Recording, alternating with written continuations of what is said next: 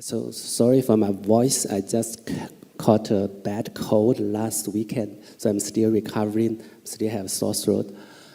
As introduced by, so what I'm working at VP of R&D at Mastercard. R&D is a division in Mastercard, which actually, compared to the history of Mastercard itself, it's quite new. It's just over 12 years, or 12, 13 years. So the mission of the R&D team is to try to monitor and convert the technology trends into new product services for Mastercard. So currently, I'm leading the Web3 emerging technology domain in global R&D. Today, I'm very glad to be here to discuss what we have been working on to allow our cardholders and our customers, basically banks, and to tap into the Web3 technologies. This working?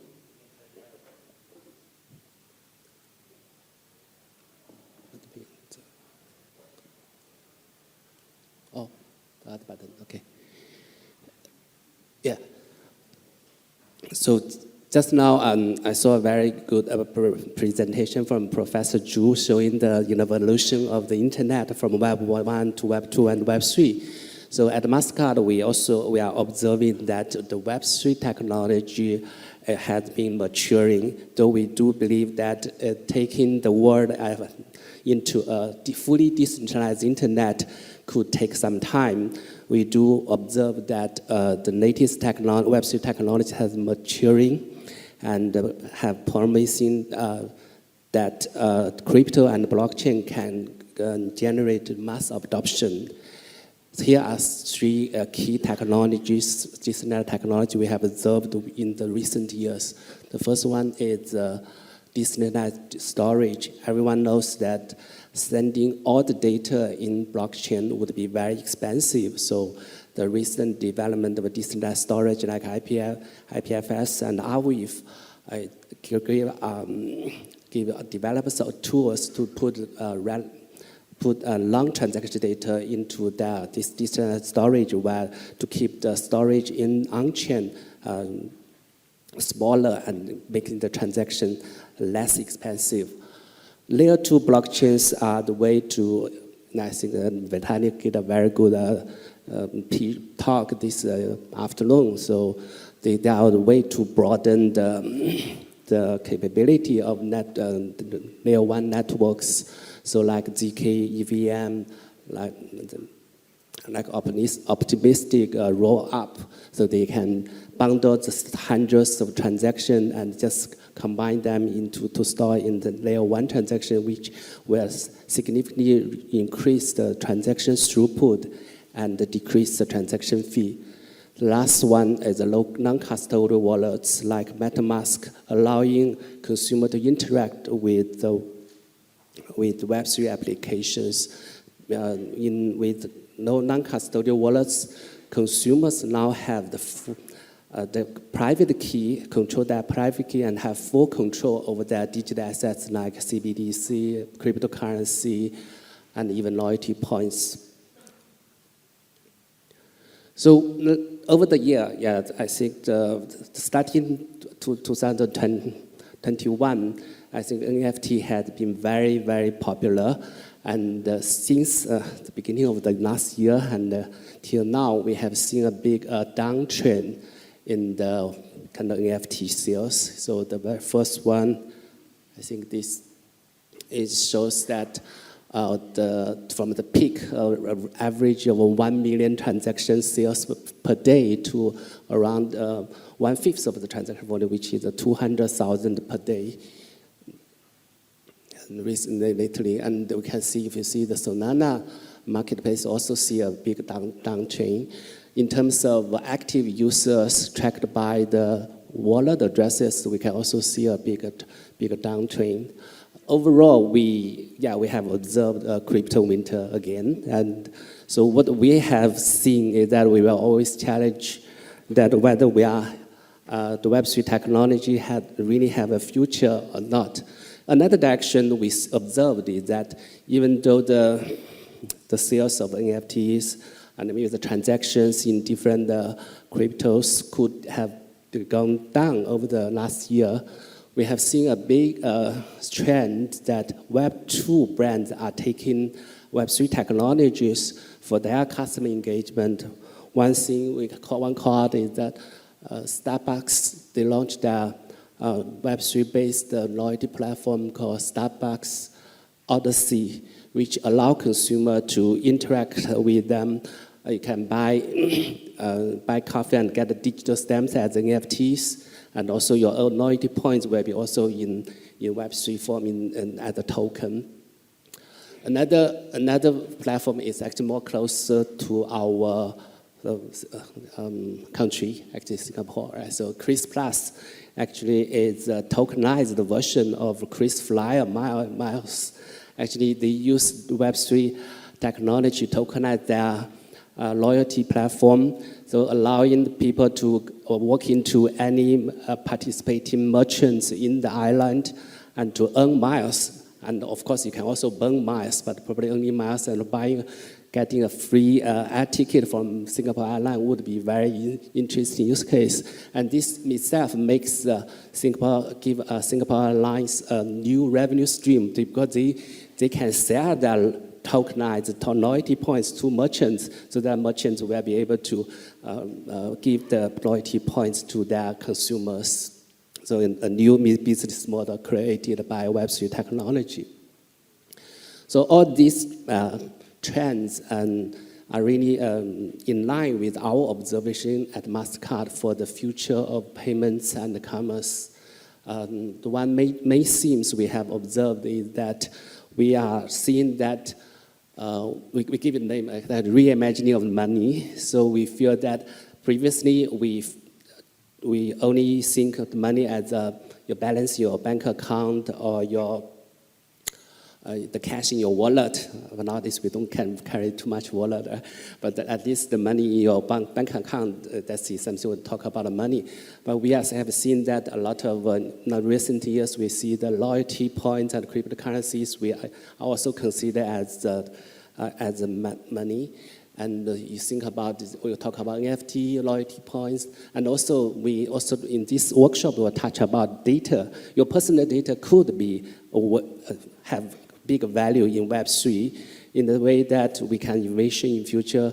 You might walk into a restaurant using a kind of app to exchange with the restaurant, say, hey, I can share with you my preference or my, let's say, transaction data in a nominalized way to protect my privacy. But as a response, as a reward, the restaurant can give me maybe 10, 20 to 30% of off. Right? So this way, data can also be another way of value. So we have seen this kind of value exchange broadening, and such reimagining of money will create new business opportunities and the way that consumers are exchange values every day. At Mastercard, we are in the mission of making the transactions simple, safe, and secure, and also more accessible today and tomorrow. So we are working with blockchain and ecosystem partners to build various CBDC and also build security solutions for Web3. So recently we announced the Mastercard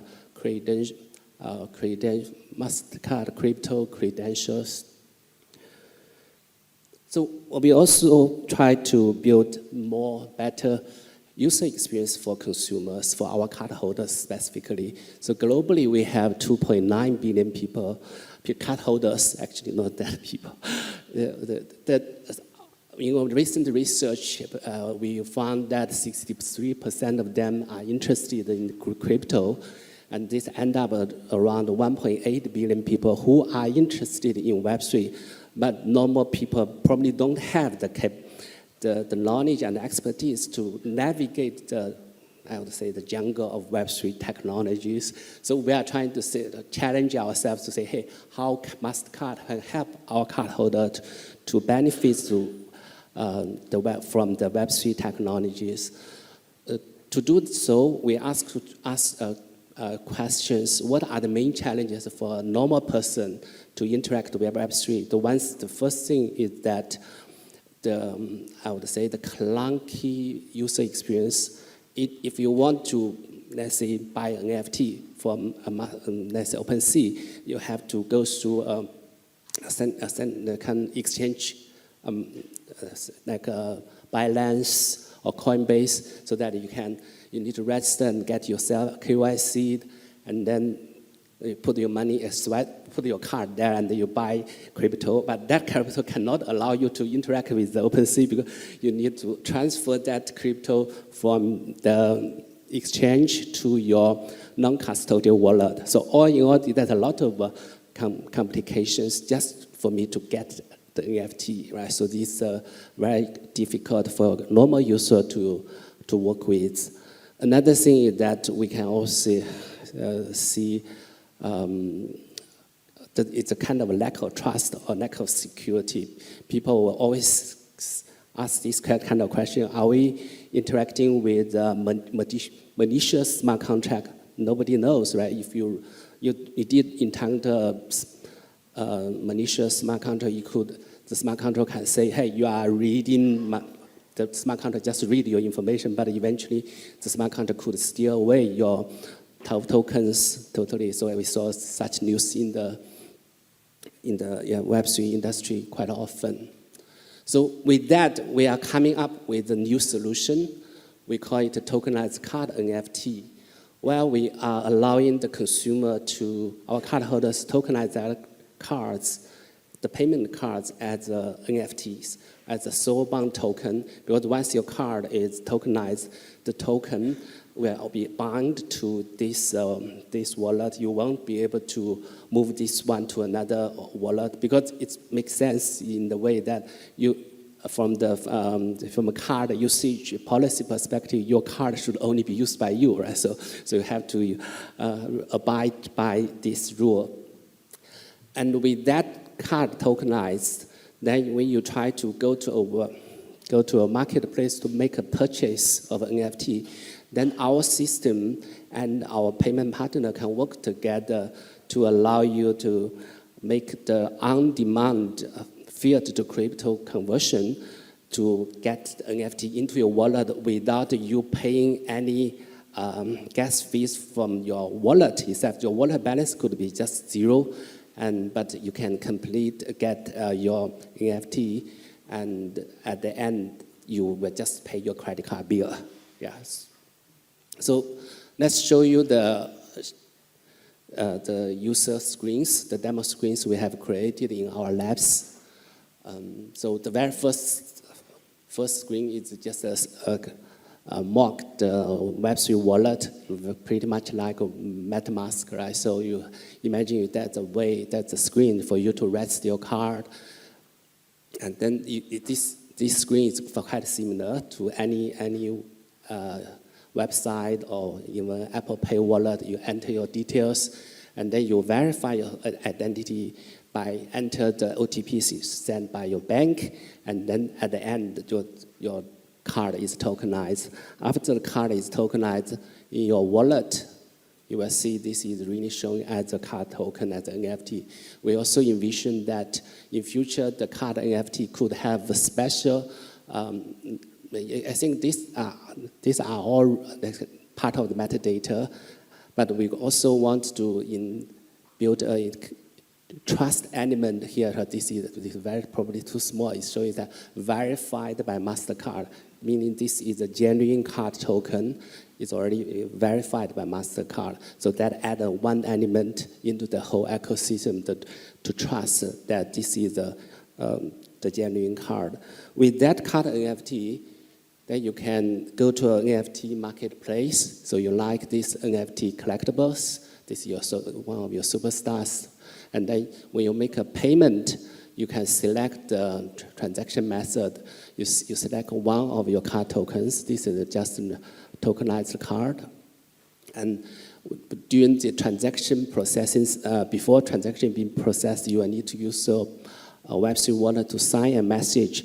inside message is probably too difficult to read. It tells you that how much you are going to pay using your fiat currency from your card account. Once you sign this message, then our backend will do the real-time on-demand conversion to pay the price of this one is 20 metrics plus the gas fee, or maybe which will be shown here. You can see the breakdown in the next screen. Right? So our payment partner just really do the BAU transaction in the way that you initiate a pre-authorization onto your card. Once you get the pre-authorization message, and they can initiate the blockchain transaction using their own crypto balance. And at the end of the blockchain transaction at this stage, then they will be able to submit the proof of their blockchain transaction to Mastercard network and capture the fiat transaction with the finalized gas fee information here. So all in all, at the end, the consumer can get that NFT into their wallet without having to buy cryptocurrency beforehand, and the merchant can receive their payments in any currency they like. The whole solution can also work with merchants who really want to accept fiat currency, or that's to us it's just BAU, right? So what are the benefits we are creating with our solution? So we as I mentioned before, that we are creating a capability to complement the existing Mastercard assets. Currently, if you have crypto balance in your wallet, you actually can get one of our Mastercard card so that you can spend your crypto, basically to do the crypto to fiat conversion. With tokenized card and NFT solution, we add another direction of conversion with the fiat to crypto. So we are seeing the on-demand, we're creating a solution to have an on-demand fiat to crypto to bi-directional conversion to allow consumer to use their any kind of money assets in their wallet.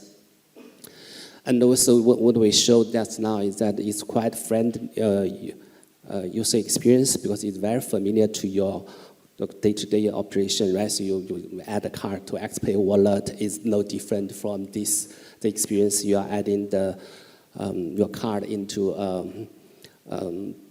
Web3 world and by tokenizing the card as an NFT. And also the payment checkout experience could be also streamlined by almost the similar experience you are doing the online checkout at Amazon or eBay or Lazada. You have your card on there. But the benefit of the Web3 tokenized card NFT is that you don't need to enter the card details every time. For now, if you buy things from Amazon, you add a card into Amazon, and then next time you buy from Lazada, you need to add the same card in Lazada again. But in Web3 world, we believe that you add tokenized card as an NFT once, you can use it across any merchant who accept our tokenized card solution. We also see that the solution can be applied in different use cases, not only just buying the NFT. So this is a way we are trying to create a solution to basically foster an ecosystem, a network of networks. So Mastercard has a very strong networks in the field of currency. We are also adding the capability in cryptocurrency. Eventually, we will see that all the money transfer, all the value transfer networks could be connected by Mastercard as a trust partner, which we can enable a lot of use cases. In the next slide, I can show you. So at last, I promise this is the last slide. I will touch on the couple of use cases where we see that how we can scale up our tokenized card and NFT solution horizontally. So one thing that we We also see the loyalty points. A lot of people are building on the loyalty points. We are seeing that how can we create an ecosystem or industry standard so that your wallet can contain all your digital assets, your loyalty points, your deposit, your tokenized card NFT, and then when you are trying to make a payment, you can select whatever you like to make a payment. For example, maybe your child is studying overseas, you want to give her some money, then you can say, hey, I have maybe 2 ETH in my wallet, and you also have sometimes you may have, say, I have Starbucks points, maybe 100 points, which was maybe $10, or then the rest of the balance can come out from my, let's say, DBS card or DBS bank account. So we combine all these kind of assets from my side, combine together and send one transaction over cross-border to my child, who can receive into the bank account in US. Right? So that's a concept of a universal wallet. Another thing we are seeing that is quite is an area we call micropayments area. You imagine if you want to give a tip to the content creator, maybe 10 cents or 15 cents. Normally, card readers won't allow you to do so, to charge a card for 10 to 15 cents. So normally you will need to top up, have a kind of a top up just kind of store value solution, and then every time you deduct 10, 15 cents. What we are trying to build up is how to leverage the tokenized card NFT and the layer 2 blockchain and account abstraction to quickly facilitate this kind of transaction without having to maintain, to care about, okay, how much balance I should top up. All these kind of store value transactions are not required because you can use our solution to smartly move the money when necessary. The last one is I think is a way of we're seeing that currently some NFTs could be used to as a way to tokenize the physical item. So you think about this is a kind of digital experience. So you might have a pair of Nike shoes, but then you have also an NFT to prove that you own this pair of shoes. Currently, the NFT, you can show the NFTs, but you might not be able to easily to connect to prove that that NFT really represent your shoes. Right? So we see I think in today's presentation from the US professor, they can generate a unique signature from a chip, and with that chip embedded inside the product, inside your shoes, you will be able to verify that the shoes are genuine shoes, and when you try to purchase from the shop or sell them to someone else through second-hand market, you will be able to check this item is genuine item. So this is the digital experience we are exploring. At Mastercard R&D, we are actively pursuing the new use cases to create a seamless commerce experience for the future in Web3 era. So I'd love to invite everyone to, if you are interested to explore any of these ideas with us, come connect with me. Thank you.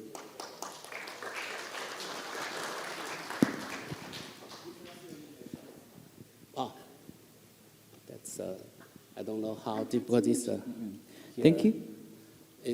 It's donghao.huang@mastercard.com. Yeah, it's easy. Yeah. Okay, thank you for the inspiring speech from Professor Huang. Now let's welcome Professor Wen to present the appreciation award for Professor Huang for his excellent speech.